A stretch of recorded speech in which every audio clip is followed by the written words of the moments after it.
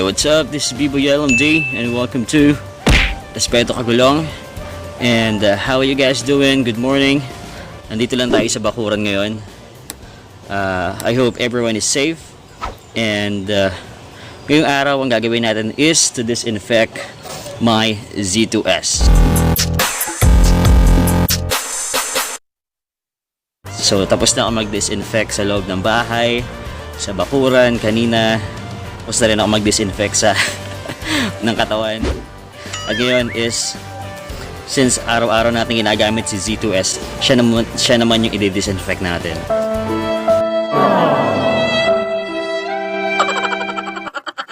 Sa mga motor nyo, syempre yung mga pumapasok pa din kahit naka-lockdown na, yun, pagwalian natin linisin din yung motor natin. At the same time, pati yung mga mga face mask natin, yung mga gloves, just to make sure na malinis talaga yung mga nahahawakan natin at yung mga ginagamit natin. So, simulan na natin na i-disinfect si Z2S.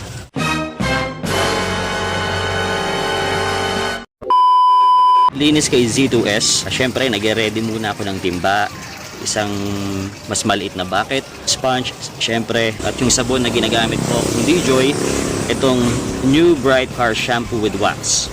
So sa paggamit ko na ito, hindi ko nakakailanganin mag-apply pa ng VS1 pagkatapos. Nice.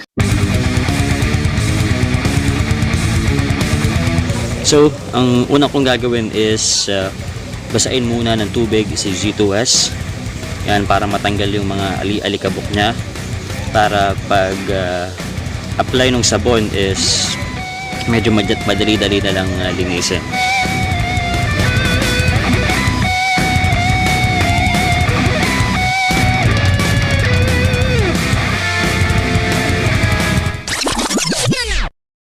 After ko siyang punasan gamit yung sponge na may tubig, is dito na natin i-apply yung shampoo natin with wax. And hinalo ko lang siya sa tubig, and then ito na, i-apply ko na siya gamit itong sponge. Mas pupuruhan ko syempre linisin yung handlebar kasi doon tayo kumakapit lagi.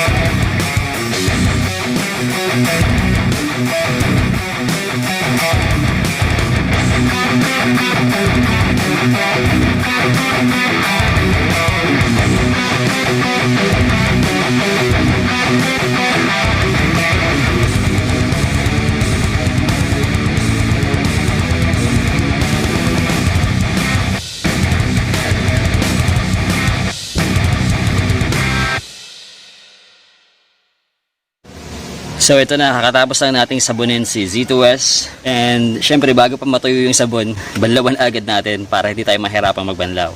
Let's go!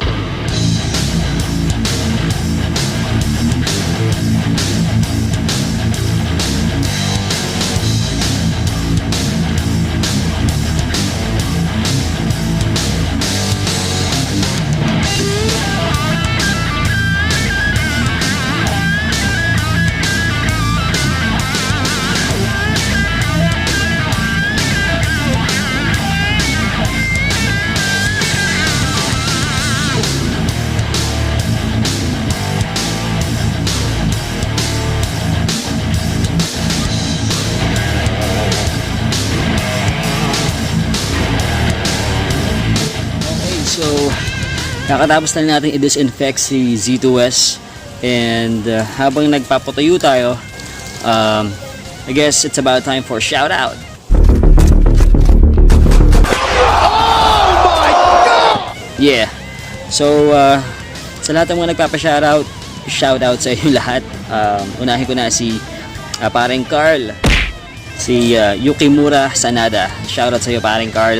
Shoutout kay stay safe, work from home to eh. Rudy Vic Martinez, maraming salamat sa panonood. Don't forget to subscribe, And shoutout din sa isang nating kagulong na vlogger din, kay Robert Balakwa. Yeah, Robert Balakwa Vlog. Check ko din yung channel niya. Na-promote ko din yung channel ni Z200X Lyric Videos. Check ko din yung channel niya. Sa lahat ng mga gusto magpa-shoutout, mag-post na kayo ng comment, i-screenshot ko yan. And then sa mga next vlog natin, may mention natin lahat ng shoutout. Okay? So, ang gagawin natin ngayon after natin paliguan si Z2S is i-start muna natin, check natin kung may malfunction bang nangyari sa gauge niya. At the same time, i-rev din natin si Z2S. Bakit? Check this one out.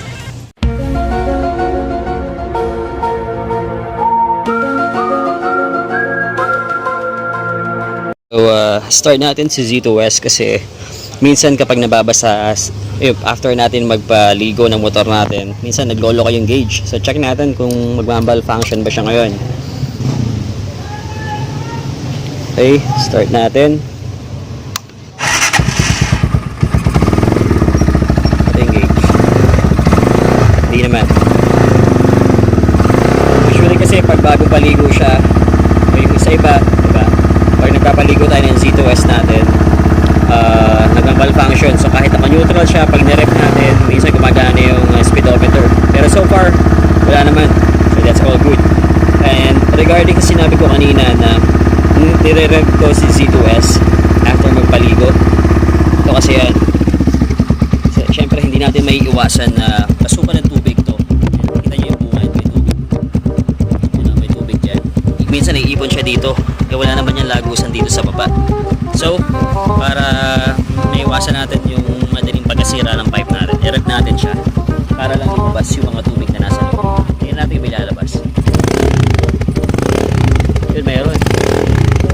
Ewan ko lang kung kita sa camera yung mga tumatak. Yun o.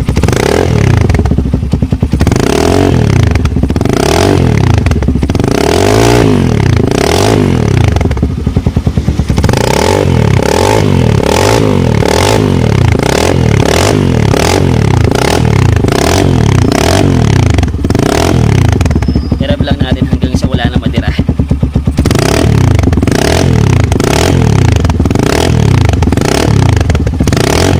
Malinis na ulit yung motor natin. Yun o. Ready na ulit mga pagbakbakan sa kalsada. Yeah.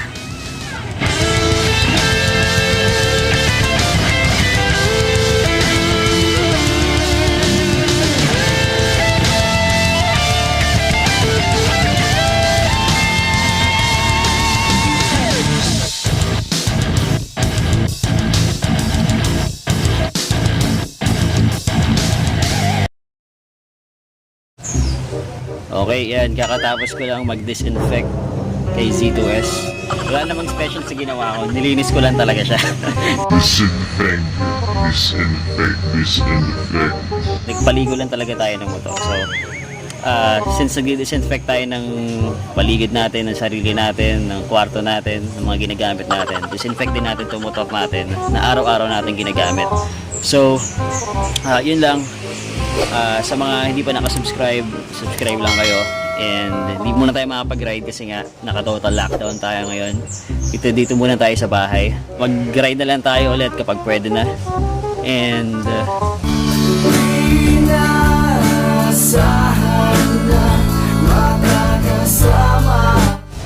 guess we're all set. See you guys on the next one. You know the drill. Peace. God bless. Stay safe. And Basta ka